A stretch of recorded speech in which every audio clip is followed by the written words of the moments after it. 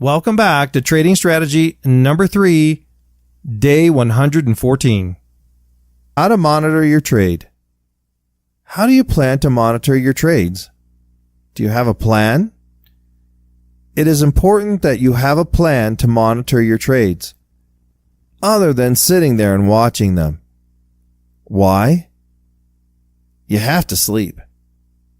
You have other daily business to care for.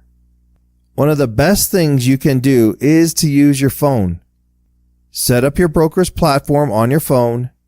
Check in on your trades at appropriate times based on the time frame you're trading. Make a trade monitoring plan today. Please scroll down the page to find the training materials for today's lesson. Thank you for being with me today, and I'll see you in tomorrow's lesson.